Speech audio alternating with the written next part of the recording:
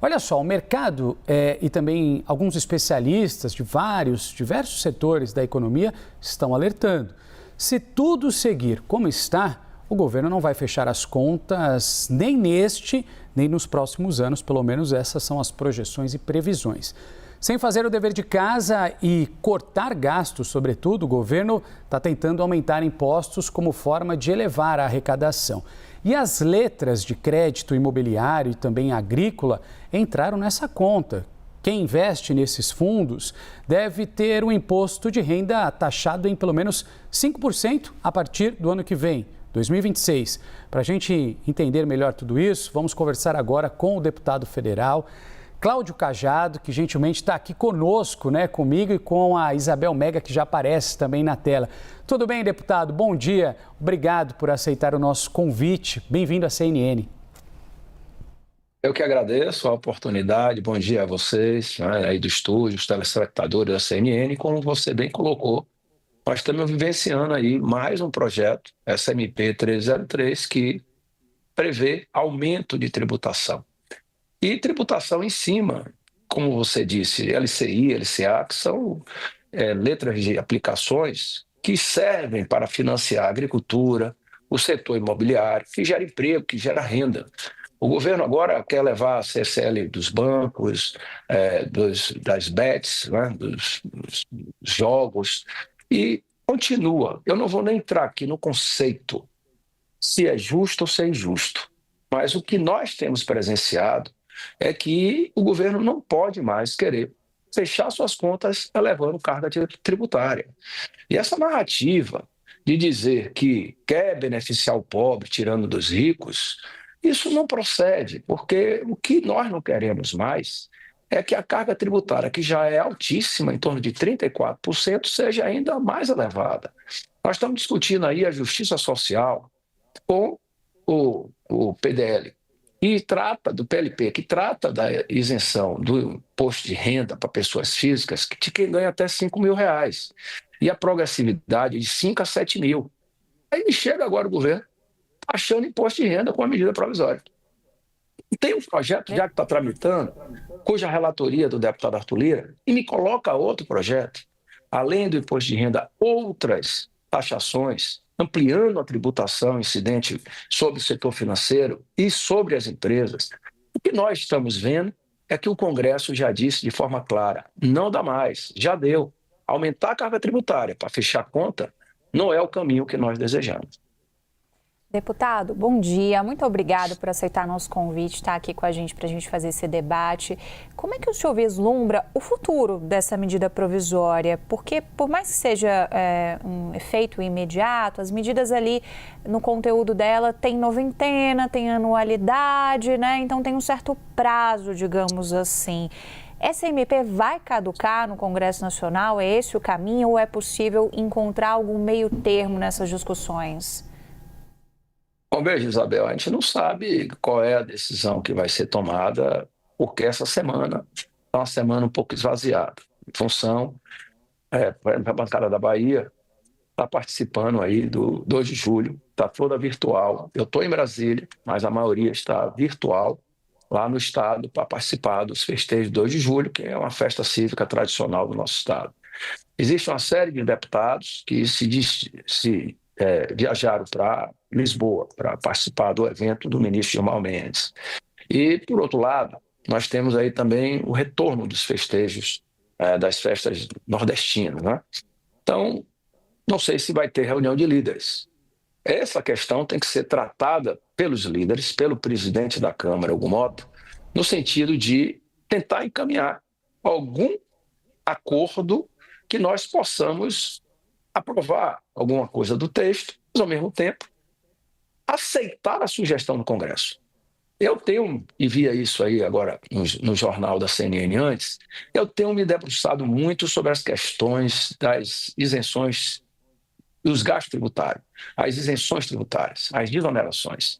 E desde a reforma tributária, que eu tive a honra de correlatar com outros colegas, nós descobrimos naquela época que o país, o governo, abria mão de 650 bilhões de reais por ano. Só que com a DIRB, que é a declaração que as empresas beneficiárias desses incentivos, imunidades tributárias, passaram a ter que declarar, chegou-se à conta de 850 bilhões. Eu vou repetir, 850 bilhões de reais por ano, sem que esteja sendo feita nenhum tipo de avaliação, de monitoramento. Se essas empresas que estão recebendo essas isenções, que é receita que o governo está abrindo mão, estão, de fato, sendo úteis à sociedade. Está gerando emprego, tem competitividade interna e externamente com as empresas do mesmo segmento, e se está sendo benéfico para elas próprias. Porque hoje nós temos visto que os benefícios fiscais, tributários que são dados às empresas são vitalícias, às vezes até hereditário, passa de pai para filho e ninguém mexe. Não pode ser assim. Então eu venho defendendo desde o ano passado que haja uma avaliação, um monitoramento. Aquelas que estão de fato sendo benéficas se mantêm, mas as que não forem, nós temos que rever. E a sugestão do governo é de dar um corte linear, em torno de 10%, talvez um pouco mais. Eu sugeri isso através do Partido Progressista no projeto da isenção do imposto de renda. Até R$5.000 é a progressividade de 5 a 7, compensando um pouco, elevando de 50 mil para 150, né, e deixando de cobrar das micro e pequenas empresas. E colocamos aí um corte linear em todos os gastos tributários, são isenções tributárias, de 2,5%.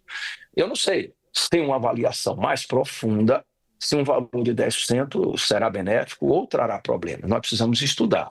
Eu venho defendendo, dentro daqui da Câmara dos Deputados, a criação de um grupo de trabalho para que nós possamos avaliar todas essas isenções tributárias, que eram obrigação do governo federal, através do Ministério do Planejamento, pelo Comitê de Avaliação de Isenções e Benefícios Fiscais, e que não demonstra nenhum tipo de apresentação de relatório nesse sentido. Se o governo não faz, eu penso que o Congresso está protagonizando, assim como fez no passado com a reforma tributária, e colocar essa questão para ser debatida. Eu penso que seja positivo.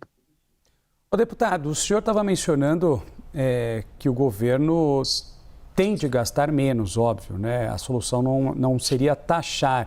O senhor mencionou um exemplo de cortes, mas eu queria que o senhor trouxesse para a gente e para a nossa audiência qual seria a solução, então, onde aconteceriam esses cortes, qual é a saída? Um deles seria em cima, não corte, mas fiscalização. Nós recentemente presenciamos um escândalo de corrupção, de desvio de recursos, de ladroagem mesmo, em cima do INSS, porque não houve fiscalização. Será que isso não está acontecendo também nos BPC, nos benefícios de prestação continuada? Será que não está acontecendo no defeso dos pescadores? Será que não está acontecendo lato sensu em outras áreas que nós temos benefícios, como o Bolsa Família? Está se fazendo uma narrativa errada.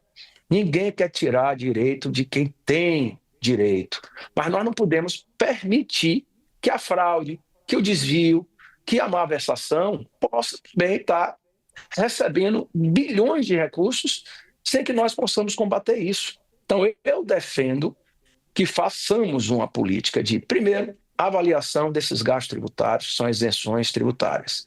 Vamos tentar, a exemplo do que outros países da OCDE praticam, ao longo de 10, 15 anos, ir cortando, desmamando isso e deixando que as empresas se programem para que percam, ao longo de 10, 15 anos, essas isenções e possam competir em pé de igualdade com seus concorrentes. Segundo, fazer uma fiscalização dura em cima de todos esses benefícios. O que tiver direito, o que tiver correto, permanece.